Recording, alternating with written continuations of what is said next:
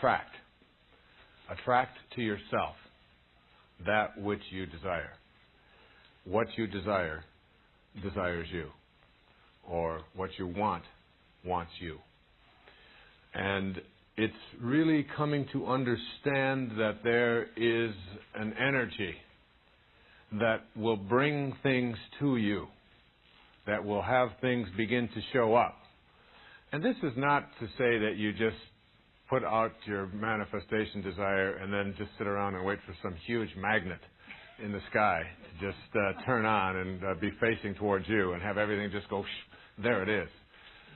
There's an element of working with this divine universal force that is everywhere and a part of this divine essence. It is a divine creation.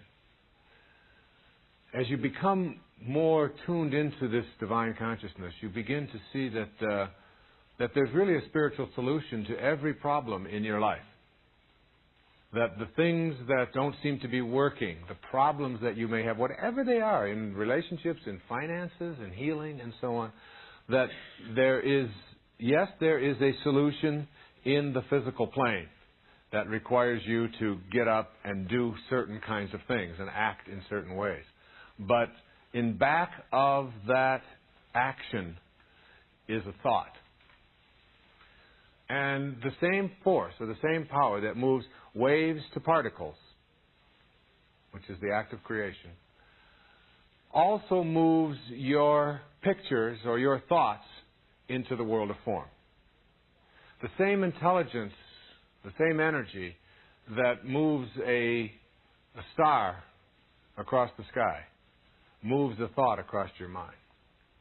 This energy, this attractiveness, this attraction, this pull towards you and realignment of your intention with divine purpose is something that we can't measure in the physical world the way we would like to be able to measure it, the way we can measure ohms and watts and so on when we're talking about electricity. Nevertheless, it is exactly the very same power, and the power that allows for anything to go from wave to particle also is behind your ability to think, and therefore your ability to picture, and your ability to decide what it is that you do desire. There is something inside of you that allows you to desire something. It isn't the desire I'm talking about. I'm talking about that which gives birth to it, that which allows it to be.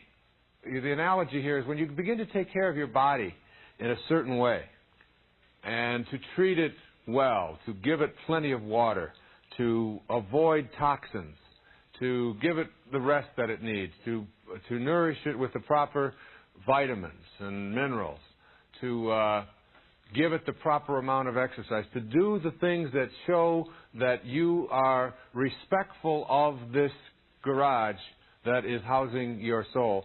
It becomes automatic. It isn't any longer something that you have to struggle with, that you have to work on, and that you have to think about all the time. You go to automatic.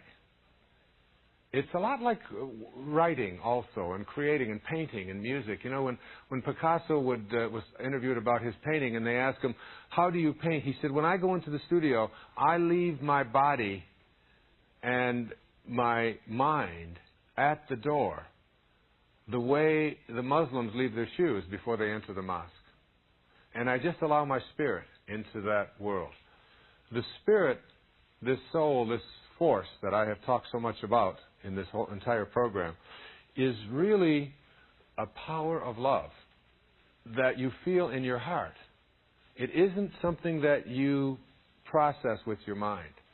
But when you understand it and know that it is an energy that is working, that brings things into the world, into your world, realigns you, if you will, with what it is you'd like to create or have for yourself, you begin to cooperate. See, this divine intelligence will cooperate with you.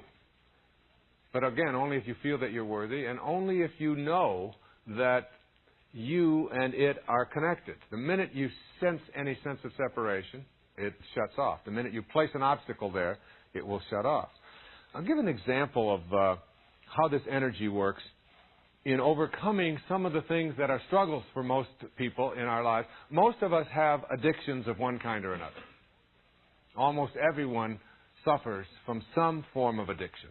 And when I say addiction, I'm talking about something that seems to have more power or control over us than we would like if things were to be perfect.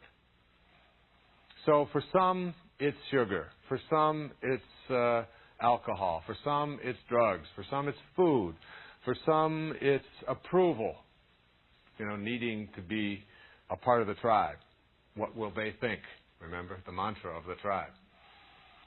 In terms of understanding this as a power and as an energy, I would like you to think of back to the room that I talked about earlier. And your back is against the wall, and everything to the right, even though we know that it's all one. Spirit, God is in everything.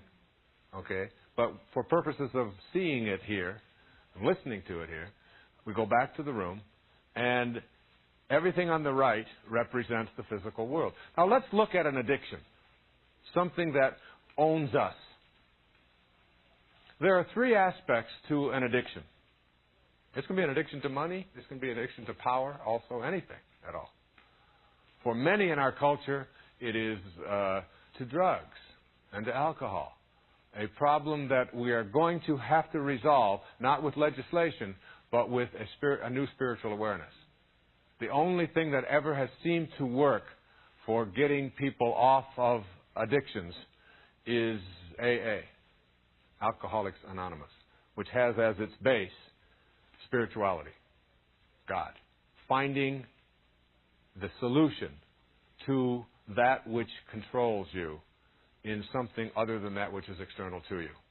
Finding it within yourself. And I speak from experience. Today I am a camel. A camel is an animal that starts his day out on his knees, and it ends its day on its knees. And it can go 24 hours without a drink. And there was a time when I didn't and I couldn't. And I played around with substances. And I played around with alcohol. And I drank it every day. Not enormous amounts. Never in serious trouble like DUIs and things like that. But just so that it was just a part of my daily life. And then I found as my life and my work moved more into a spiritual dimension, that it became less and less important to me. And I found that I was able to sort of notice it and observe it and no longer be attached to it. So that if you look at an addiction from everything to the right-hand side of your room in the physical plane, there are three aspects of it, all of which are in the physical domain. There is the craving, there is the craver, and there is that which is craved. And all of those are on the right-hand side of the room. The craver is the person, the body. The craving is the thought, the image. I want that, I need that, I must have that. It's different from the craver. And that which is craved, which is external to me. The cocaine, the marijuana, the drugs, the sugar, the hot fudge sundae, the whatever it is. And it's all in the physical domain. And as long as you stay here in the physical domain and try to deal with it and get rid of it in your life, you are still trapped because you haven't gone to your source. The source is the way you transcend the duality of the physical plane.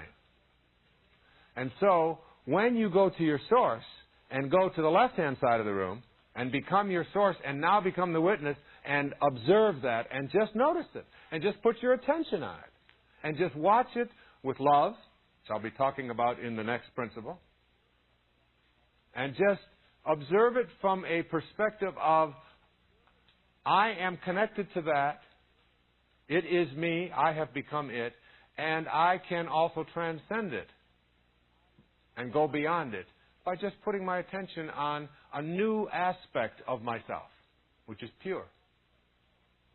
And so from the position of the source, or the sorcerer, you just watch it. And it's not you.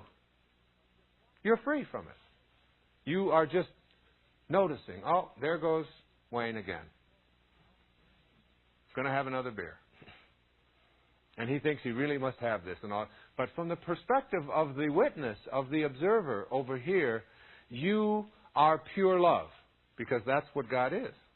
That's what the higher part of you is. Just pure unconditional love. And you direct that energy to that aspect of you which has allowed itself to be addicted. And it disappears. When I left those things behind many, many years ago in my life, it was as a result of saying and hearing a voice. And the voice said, "You've tried everything else. Now try me." And when I went there and truly went there, and then began my manifestation meditation on that, it was gone. And now today, I can look at those things that I used to crave, those cravings. I can look at the craver and all that is craved, and I can laugh at it.